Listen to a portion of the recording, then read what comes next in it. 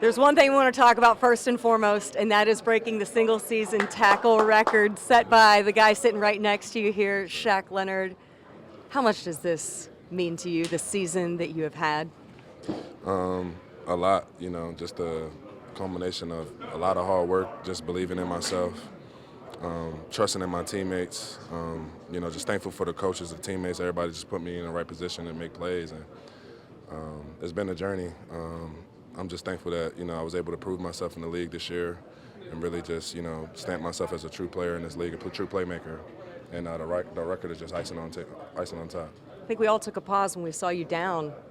You needed just one more tackle. Was there any doubt that you were going to fight and claw and do everything possible to be sure you were back out on that field? Yeah, look, 4 and whatever, down 10 points in a game that really doesn't mean anything, but if I started the game, I want to finish it. Just being out there with my teammates means everything to me. I know they depend on me. And, if I ever could go, I'm always going to give it no matter the circumstance, no matter whatever it is. So, when I was down, as soon as I could feel my ankle again, I was like, you know what, let's see if we can move on it and just get back out there. There was no way I wasn't going to come back in for the guys. Shaq said he could not be prouder of how you played, how EJ played, how Bobby has played.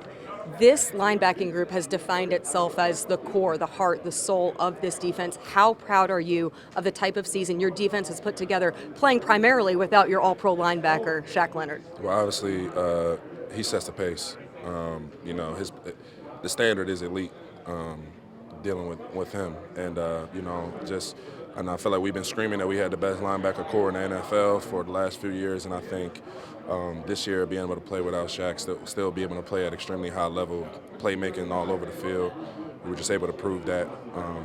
Couldn't be more proud or happier for EJ, how the day he had today. Obviously, Bobby's been having a hell of a season himself. He made me so much better this year just playing next to him and learning from him learning from me. We was a great duo for the time being, and I'm just proud of the whole room, of all of us. Everybody's just playmaking and, just a good year for us. Before we caught you at your locker, you made one full lap around this locker room. Knowing that this is probably going to be the last time you guys all gather, I know you'll have the team meeting and everything tomorrow. What did you try to say? What did you want to say to the rest of the guys in this locker room? I know emotions are raw and everything is kind of up in the air right now. But I just wanted to talk to each guy and just kind of tell them, that I support them and I appreciated everything that they did from Raymond, kind of being thrusted in as a rookie in a left tackle situation and having to basically learn on the fly and how he had to battle back to Pittman and just understanding that he had a tough year dealing with different quarterbacks, but he still battled and led that receiver room.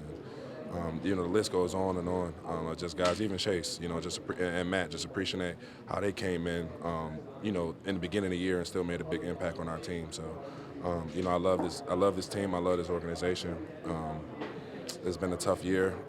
Unfortunately, today was really just a culmination of how the whole year has been.